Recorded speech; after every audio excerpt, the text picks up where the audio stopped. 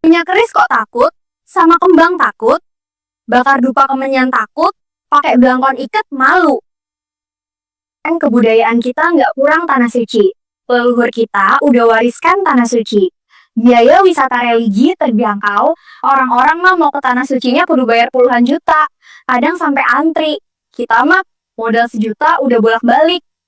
Minimal umroh ke Pringgondani, Gunung Lawu, Candi Ceto, Candi Sukuh, Candi Borobudur. Tanah suci para leluhur.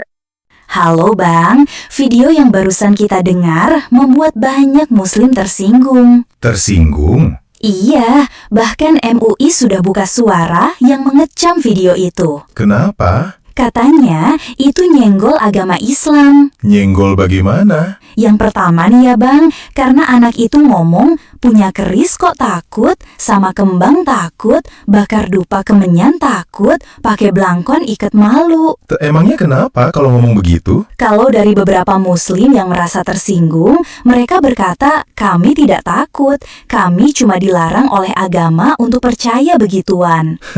Jadi mereka merasa bahwa yang disebut takut dengan keris, kembang, dupa, kemenyan itu mereka dong. Ya, kira-kira gitu deh.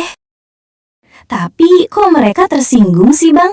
Kan Kristen juga udah nggak percaya begituan. Betul, Kristen juga sudah tidak menggunakan begituan. Tapi Kristen tidak tersinggung mendengar ada yang berkata seperti itu. Karena Kristen memang tidak merasa takut. Jadi kita tidak merasa bahwa kita yang sedang dibicarakan oleh anak itu. Sedangkan mereka yang merasa tersinggung itu sebenarnya memang takut, fobia. Untuk mengatasi ketidaknyamanan mereka, makanya mereka merasa perlu untuk melakukan pembelaan iman, mencari alasan untuk membenarkan fobia mereka. Oh, begitu. Tapi apakah benar anak itu menyenggol agama Islam? Sebenarnya enggak. Anak itu cuma sedang berapologetika. Tidak mungkin ada narasi kok punya keris takut kalau tidak ada yang duluan menyerang keyakinan untuk punya keris dengan sebutan berhala dan lain-lain. Jadi anak ini hanya menggunakan hak jawabnya. Iya juga ya, kalau ada yang berkata punya keris itu berhala, itu sudah menyerang kepercayaan si anak ini dulu. Anak ini cuma membela imannya dengan bertanya, kok punya keris takut? Betul sekali. Gak adil banget kan kalau iman yang satu boleh mengkritik iman yang lain, tetapi iman yang lain tidak boleh mengkritik balik, dan bahkan tidak boleh bertanya atau membela imannya. Iya, lucu sekali ya jika ada yang mengkritik suatu kepercayaan, tetapi pas dikritik balik dan dipertanyakan langsung tersinggung. Hahaha, itu dia. Terus ada lagi nih Bang yang bikin muslim tersinggung. Apa tuh? Karena anak itu berkata, orang-orang mah mau ke tanah sucinya puduh bayar puluhan juta, kadang sampai antri. Kita mah modal sejuta udah bolak-balik. Itu dianggap menyindir ibadah haji. Tapi orang-orang yang tersinggung itu juga yang berkata kalau ada yang pergi ke Gunung Lawu, Sendang Songo, atau Pringgondani adalah musyrik kan? Sepertinya sih gitu Bang. Nah itu dia kalau agama yang bikin orang tidak punya empati. Mereka tidak merasa bahwa mereka menyinggung agama lain juga. Padahal anak itu tidak berkata kalau pergi ke Mekah atau Madinah itu musyrik atau dosa atau semacam itu kan Bang? Betul. Kalau ada yang berkata pergi ke Mekah dan Madinah itu dosa, mereka pasti sudah ngamuk luar biasa kan? Tapi mereka sendiri menghina agama lain. Yesus berkata, perlakukan orang lain sebagaimana kita ingin diperlakukan. Muslim tidak diajarkan itu. Mereka diajarkan bahwa mereka adalah umat Allah yang terbaik. Umat agama lain dibenci oleh Allah.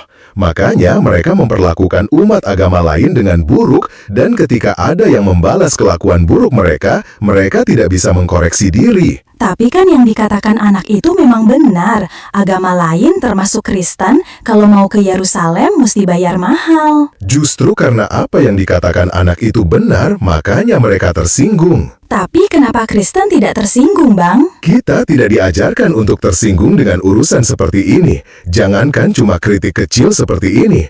Terhadap musuh yang menganiaya kita aja, kita diajarkan untuk membalasnya dengan kebaikan. Wah, memang beda jauh ya ajaran agama Kristen dengan agama lain. Shh, kamu ngomong begitu, nanti ada yang tersinggung lagi loh. Ups, kita lanjut pembahasan kita aja deh. Yang terakhir nih Bang, mereka tersinggung karena anak ini menggunakan kata umroh.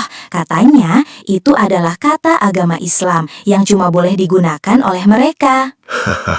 Itulah hasilnya kalau menjadi umat yang cuma bisa menghafal tetapi tidak mengerti apa-apa.